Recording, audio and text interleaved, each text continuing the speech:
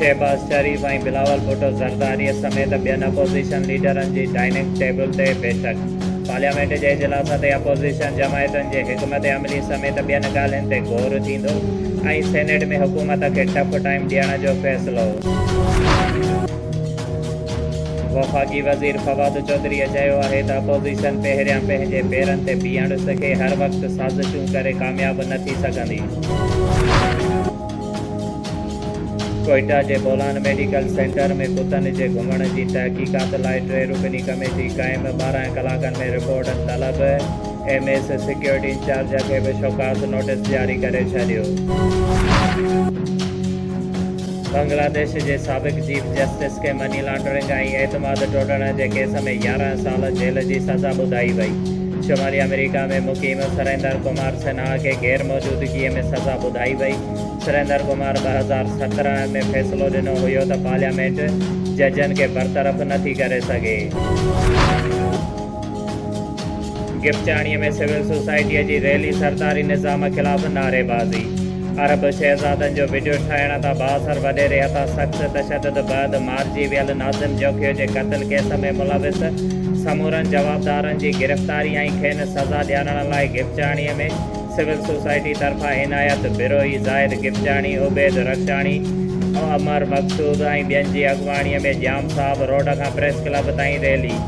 वॾा शाही निज़ाम नामंज़ूर जा नारा। रैलीअ खे ख़िताब कंदे अॻुवाणनि चयो त नाज़िम जोखियो इनक़िलाबी किरदारु अदा कयो, पखियुनि जे इश्क में जान जो नज़रानो ॾिनो। समूरे सिंध जो शऊरी निज़ाम जोखियो जे वारसनि सां गॾु जेसीं ताईं कातिलनि खे सज़ा न ॾिनी वेंदी तेसीं ताईं सिंध जो बचो बचो सरापाई एहतजाज हूंदो।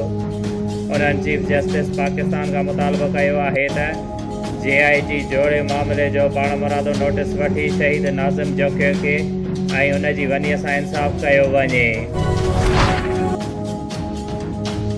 हल्के थाणे जी हद ॻोठ मियां शोरा में चोरियुनि ऐं फौरन वधंदड़ वाक़िअनि ख़िलाफ़ पीर नासर दीन पीर मज़हर ऐं ॿियनि जी अॻुवाणीअ में अॼु नाए ॾींहुं बि नवाबशाह प्रेस क्लब ॿाहिरां अलामती बुख हड़ताल कई वई।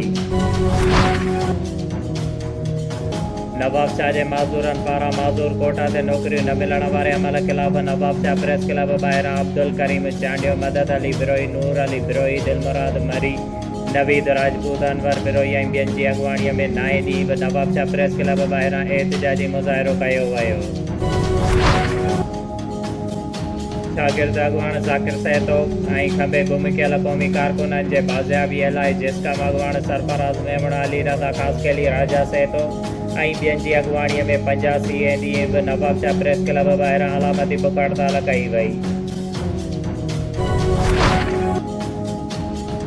अरब शिकारियुनि जी वीडियो भरण तां इलाइक़े जे सरदारनि पारां नौजवान नाज़िम जोखियो खे बेदर्दीअ सां क़त्ल करण वारे वाक़िए ख़िलाफ़ सिंध तरक़ी पसंद पार्टी तालके नवाबशाह पारां शाह नवाज़ कीरियो, सैयद रस्तम शाह, ज़ाहिद हुसैन विस्तड़ो ऐं ॿियनि जी अॻुवाणीअ में नवाबशाह प्रेस क्लब ॿाहिरां एहतजाजी मुज़ाहिरो कंदे चयो त नाज़िम जोखियो जो क़त्ल सिंध सरकार जी नाअहली आहे। उन्हनि चयो त शहीद नाज़िम जोखियो जी FIR में दहशतगर्दीअ जे कलम सां गॾु रहियल जवाबदारनि खे बि शामिल कयो वञे। हुननि चयो त नौजवान नाज़िम जोखियो खे परॾेही पखियुनि जो तहफ़ुज़ कंदे शहीद कयो वियो। हुननि चयो त सिंध में नायाब पखियुनि ऐं जानवरनि जे शिकार ते मुकमल पाबंदी लागू कई वञे ऐं भञकड़ी कंदड़नि ख़िलाफ़ क़ानूनी कार्रवाई कई वञे।